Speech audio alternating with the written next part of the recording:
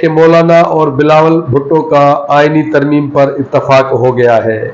اسی رواں ہفتے آئینی ترمیم منظور کرانے کی کوشش کی جائے گی۔ پاکستان تحریک انصاف میں اختلافات بڑھ گئے۔ بلاول بھٹو زرداری کی سیاست کا محور ان کے نانا اور والدہ ہیں یا وہ اپنے والد آصف علی زرداری کے نقش قدم پر چلتے ہیں؟ پی ٹی آئی والے مولانا فضل الرحمان کے ہاتھ چومتے نظر آئیں گے۔ حکومت نے ڈیزل کی قیمت بھی بڑھا دی ہے کہ آپ تو خود روپوش ہیں اور کارکنان کو احتجاج کے لیے ڈی چوک پر بلا رہے تھے۔ آپ بھی تو ڈی چوک پر جانے کی بجائے کارکنان کو چھوڑ کر وہاں سے فرار ہو گئے تھے۔ السلام علیکم، میں ہوں رانا شیر محمد فیس آف سندھ کے ساتھ۔ سب سے بڑی خبر ہے کہ مولانا اور بلاول بھٹو کا آئینی ترمیم پر اتفاق ہو گیا ہے اور مولانا فضل الرحمان آج میاں نواز شریف سے بھی اس بارے میں ملاقات کریں گے۔ اسی رواں ہفتے آئینی ترمیم منظور کرانے کی کوشش کی جائے گی۔ پاکستان تحریک انصاف میں اختلافات بڑھ گئے اور منظر پر آنے لگے۔ عمران خان کی صحت کی رپورٹ منظر پر آ گئی ہے اور اس رپورٹ میں کیا ہے اس پر بھی آج کے اس ویلاگ میں بات کریں گے۔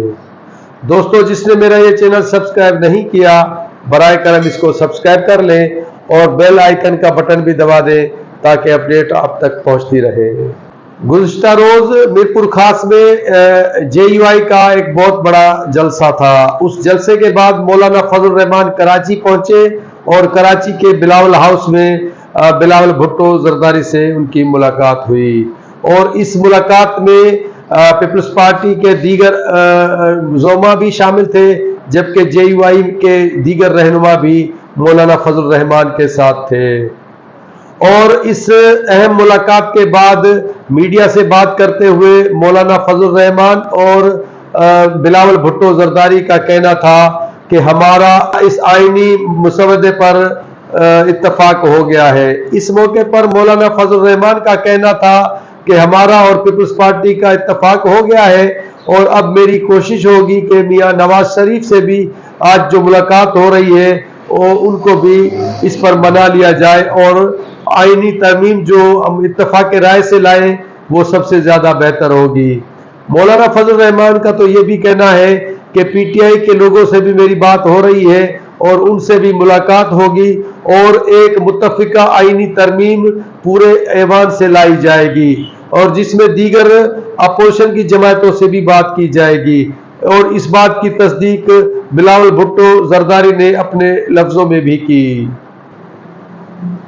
آئینی ترمیم کے لیے ذرائع کا کہنا ہے کہ کل 17 اکتوبر کی شام یا پرسوں 18 اکتوبر کو پارلیمنٹ کے اجلاس طلب کر لیے جائیں گے اور جس میں یہ آئینی ترمیم منظور کرانے کی کوشش کی جائے گی۔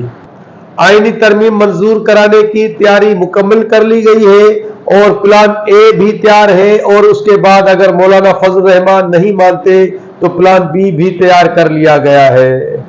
اب دیکھتے ہیں کہ تاریخ ایک بار پھر اپنے آپ کو دہراتی ہے اور پی ٹی آئی والے اگر تاریخ دہرائی جاتی ہے تو پی ٹی آئی والے مولانا فضل الرحمان کے ہاتھ چومتے نظر آئیں گے اور اس بار اگر آئینی ترمیم منظور ہو جاتی ہے اور تو حکمران اتحاد خوشیاں منائے گی اور پی ٹی آئی والے مولانا کو دوبارہ ڈیزل ڈیزل کہنا شروع کر دیں گے۔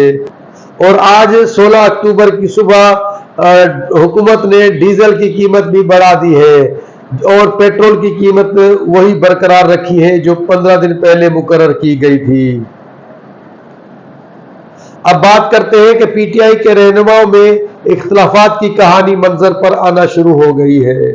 میڈیا پر رپورٹ ہوا ہے کہ حماد اظہر اور علی امین گنڈاپور کی آپس میں جب سیاسی کمیٹی کا اجلاس جاری تھا تو شدید جملوں کا تبادلہ ہوا اور سخت تلق کلامی بھی ہوئی تو مرکزی قیادت نے ان کو خاموش کرایا۔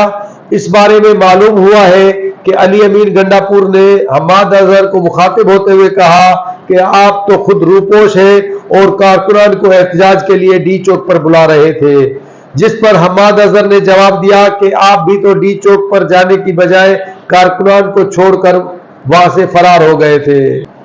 اب بات کرتے ہیں کہ عمران خان کی صحت کے بارے میں کہ پی ٹی آئی نے جو 15 اکتوبر کو احتجاج کی کال دی تھی تو ان کا یہی کہنا تھا کہ इमरान खान की सेहत ठीक नहीं है और उनसे मुलाकात भी नहीं करवाने दी जा रही।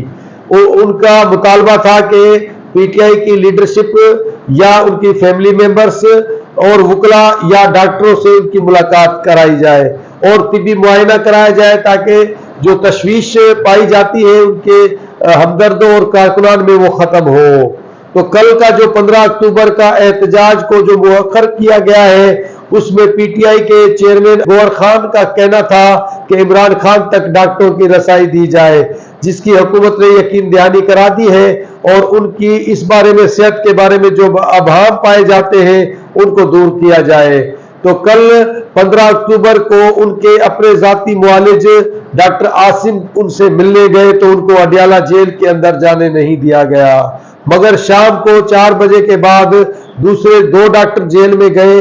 उन्होंने इमरान खान का तिब्बी मुआयना किया और एक मेडिकल रिपोर्ट भी मंजर आम पर आ गई है जिसमें इमरान खान को सेहतमंद करार दिया गया है। इस सारी सूरत हाल में जो एक बात सबके सामने नजर आ रही है और जाहिर हो रही है कि पहले आईनी तरमीम को मंजूर कराने के लिए मोहसिन नकवी और वजीर कानून आजम नजीर तारड़ पेश रहे थे, मगर वो नाकाम रहे।